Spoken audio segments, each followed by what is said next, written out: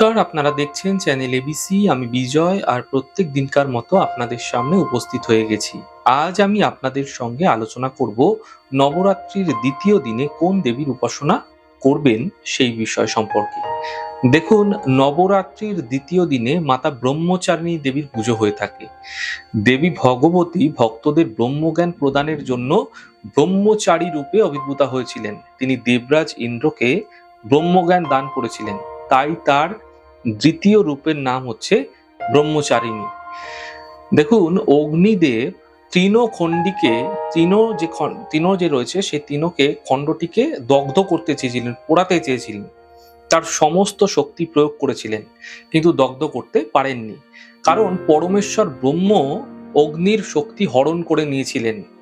অগ্নি লজ্জিত হয়ে ফিরে এসেছিলেন। তারপর দেবতাগণ বায়ুকে পাঠিয়েছিলেন ব্রহ্মকে জানবার জন্য। এই যক্ষরূপী ব্রহ্ম বায়ুকে তার পরিচয় ও সামর্থ্যের বিষয় জানতে চাইলেন, এবং বায়ু বললেন যে তিনি বায়ু, তার অপর নাম মাতবিশ্যা, কারণ তিনি আকাশে বিচরণ করেন, তাই তার এই নাম। তার সামর্থ্য বিষয়ে বায়ু বললেন যে জগতের যা কিছু আছে তিনি সব উড়িয়ে দিতে পারেন। সেই যক্ষ বায়ুর সামনে তৃণখণ্ডটি রেখে বললেন, এই তৃণখণ্ডটিকে উড়িয়ে নিয়ে যাও।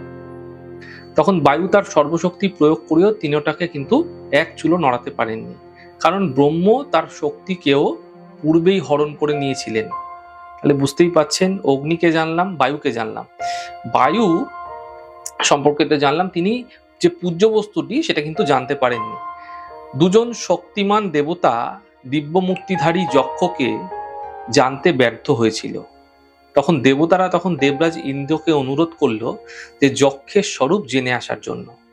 ইন্দ্র দেবতাদের রাজা বলে তার অহংকার অন্য দেবতাদের চেয়ে বেশি ছিল।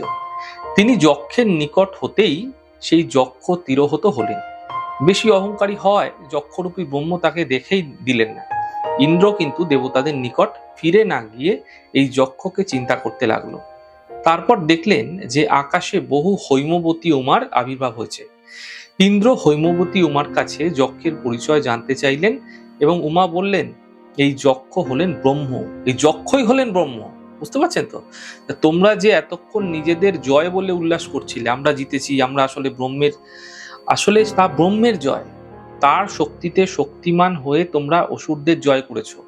উমার বচন থেকে ইন্দ্র ব্রহ্মকে জেনেছিলেন, অর্থাৎ উক্ত যক্ষই যে ব্রহ্ম তা তখন জানতে পেরেছিল।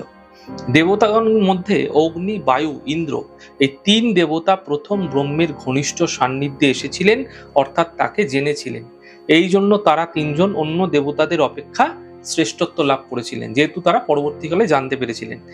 দেখুন, দেবীর বর্ণনা যদি করি তাহলে জানবো যে দেবী ব্রহ্মচারিণী হচ্ছে বৃষের উপর, পদ্মের উপর বসে আছে। একটি পদ্মের উপর, একটি বৃষের উপর অর্থাৎ ষাঁড়ের উপরে বসে আছেন। তিনি চতুর্ভুজা, তার চারটি হাত, এবং তপস্যার দ্বারা সে সংযম, তার যে সংযমী সে কিন্তু সে তপস্যার দ্বারা সে সংযম করে রেখেছে।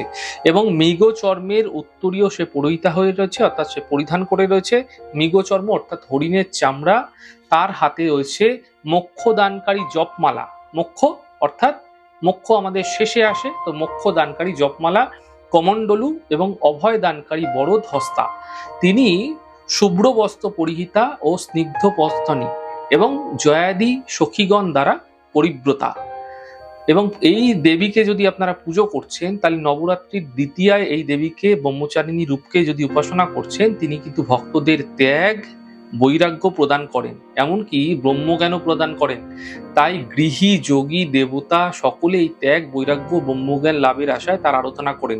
যদি আপনিও চাইছেন, আপনি ভেতর থেকে, অন্তর থেকে জ্ঞানকে আহরণ করবেন এবং জ্ঞানকে জানবেন, বিভিন্ন ধরনের জ্ঞান আপনি, আপনার ইচ্ছা, আপনি আপনার বিভিন্ন ধরনের আধ্যাত্মিক জগতের সমস্ত কিছুকে জানার ইচ্ছা রয়েছে, তাহলে ব্রহ্মচারিণী দেবীর পুজো আপনার দ্বিতীয়া তিথিতে অবশ্যই করা উচিত।